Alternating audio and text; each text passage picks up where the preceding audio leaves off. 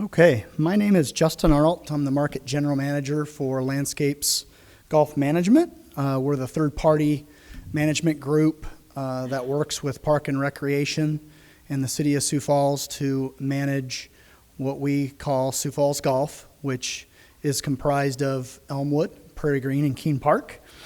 I'm really excited to be here today to talk a little bit about golf, something that I certainly love and most of the people in this community do as well. I would define Sioux Falls as a very big golf community. Recreation is big in this town, and golf is no different as a piece of that puzzle. Talk a little bit about this year. Start off with that. This year, as you all probably remember, spring was not very good. March and April, Mother Nature was not cooperating with golf. So we really had a slow start, but we have rebounded extraordinarily with rounds of golf. We're seeing record rounds of golf being played when the weather is good. Our season pass sales and the number of golfers that have chose to be a part of the city courses have reached a record number. And the appreciation that we're seeing from the community runs pretty deep as post-COVID, the game of golf becoming very popular. We're seeing people re-enter the game that maybe used to play and didn't, and a lot of new faces coming to play golf with us, which is certainly exciting for the game, the golf industry, and for what we're trying to do here in Sioux Falls at the city level. Other things to note that created a very good year that we're hoping to cap off with some good weather here in October and maybe even November. We conducted over 24 different corporate charity outings this year that accounted for about 3,000 rounds.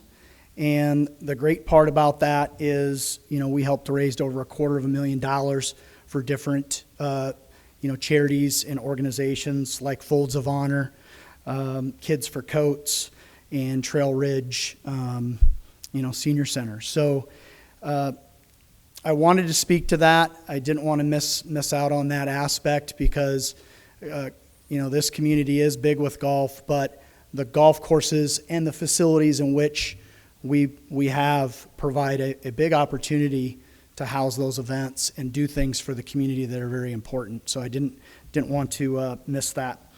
A broader stroke and broader review of things over the last 3, 4, 5 years.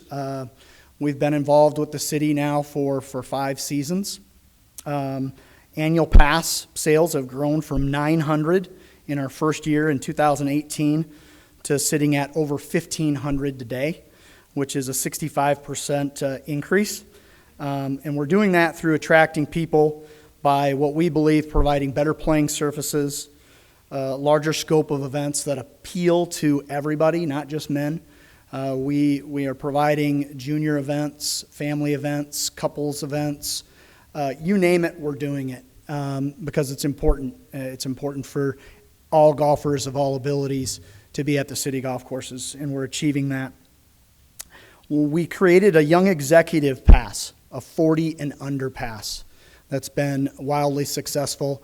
When we arrived, our patrons were wildly retired. We're not young. The competitor across town very much was youthful with their fitness model and whatnot. And we needed to get younger, and we've done that to the point where our 40 and under pass now is our largest segment of offerings. So those are great things that we're very proud of and excited about. These rounds create, obviously, revenue, right? The more traffic, the more revenue that's created. And we often get asked, what do we do with that? And what we do is we reinvest. We make the properties better. We improve them. And some of the things that we've accomplished this year and over the years, we've renovated the irrigation pond at Elmwood in the East Course so we can water efficiently and make sure that the conditions for all 27 holes are exactly the same, and it's the same experience. We've added synthetic turf to the practice areas at Keene Park in Prairie Green. The game is popular. More people are going to play golf, but they want to go to the range because it doesn't take 4 hours to play. So we've improved that to offer that synthetic turf in the spring and the fall when grass doesn't necessarily grow. We've put a new pump house in at Keene Park, which is imperative. We've updated the cart pass at Prairie Green, ripped out the old asphalt and put in concrete, which is definitely helpful and appreciated by golfers. And we've been able to add liquor licenses at both championship golf courses. So again, the experience that we provide meets everybody's needs, desires, and so on and so forth. So, but one of the other things that we've got as far as an improvement that we're speaking about today is the clubhouse complex and cart complex that's being built at Elmwood, which is very exciting. So I'll turn it over to Tori Miedema, the project manager, and he can kind of touch base on that exciting project.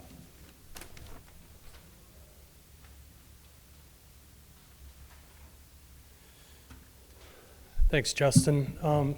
It truly is a monumental project for the Sioux Falls golf courses, the golfing community, and the community at large. Elmwood Golf Course was opened in 1926 and has been a staple of the community for nearly 100 years. In addition to the improvements that Justin just mentioned earlier, we've also been able to make great strides at Elmwood Golf Course as well the past decade. Starting in 2014, we were able to renovate all 27 holes in partnership with the Sioux Falls Airport Authority and the FAA. In addition to providing the necessary runway safety area for the airport, we were able to fix drainage issues, realign holes, provide new tees and greens on all 27 holes, and renovate a number of fairways that needed attention. That really boosted the playability and quality of the course. And in 2018, we were able to do a parking lot renovation to improve traffic flow in and out of the golf course, including adding a monument sign along Russell Street to grab attention to the people driving by the course and get them in and playing golf. These improvements, along with the added usage that Justin also detailed earlier, really have pushed us to where we are today, replacement of the clubhouse. We're looking at replacing it with a 9,000 square foot modern clubhouse with all the amenities needed to accommodate a 27-hole facility like Elmwood. It will include event space to host large charity events that often go out of town or to private clubs. And it will really provide us with a year-round space available for the community to enjoy.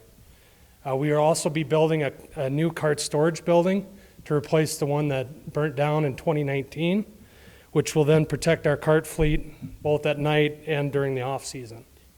But in addition to these improvements, we are also really excited to announce our continued partnership with the First Tee program. Elmwood has served as the home for the First Tee and their summer programming for the last number of years, bringing thousands of new golfers into the sport and into Elmwood.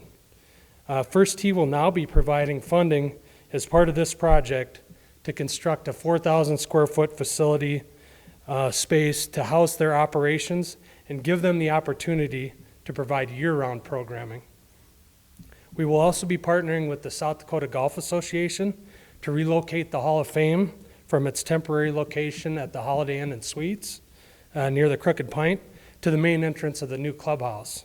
And what a great location to really celebrate the history of golf in Sioux Falls, or in South Dakota. We plan to wrap up the design of the project by the end of this year and bid the project in January or February of 2024. Construction is expected to start in spring of 2024 with the grand opening planned for spring of 2025.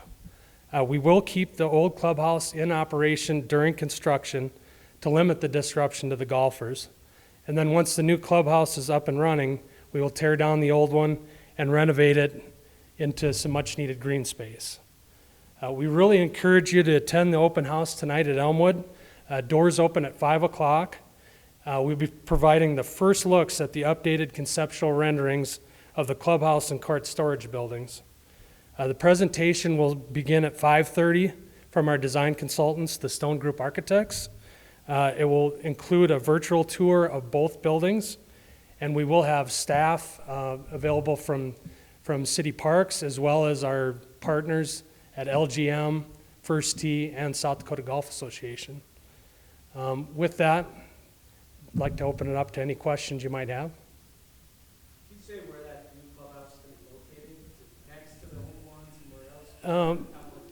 Yes, it'll be just to the east of the old clubhouse. And again, we'll have some great renderings showing the whole layout of the front entrance, but the clubhouse will be just to the east, and then the cart storage building will be just off of the tees, or the range. I also wanted to ask Justin about the demand for golf. It was floated during the budget discussions of, I believe Don brought it up, saying a new city-owned golf course should be on the radar. As you guys running it, could you take on a new golf course? And how does that help spur development and growth? Yeah, I would touch on rounds. I didn't specifically touch on rounds, and this will kind of give you a feel for your question. In 2018, we were doing collectively 76,000 rounds, and today we're doing over 105,000 rounds. So it's a 38% increase over 5 years, which is pretty dramatic. The crazy part about that, crazy good part, is we're doing that and accomplishing that with 10-minute tee times. A lot of facilities will do 6 and 7 minute intervals, 7 and 8 minute intervals. We don't do that because we want the experience, the pace of play, the check-in process to be a little better than normal. Specifically, today we're excited about what we have. Tori has announced. I'm not really prepared to answer that question in depth. I'll circle back with Mr. Kearney and maybe at an appropriate time and another time and place we can touch on that. But we appreciate the question. It's certainly it's a growing community, and golf is popular. I can say that. Clarify, just really quick, you said that when you guys took over 5 years ago, retirees were the greatest, largest demographic of all, and now it's 40 group. That's correct. When we took over, what we do, which is unique and is always done,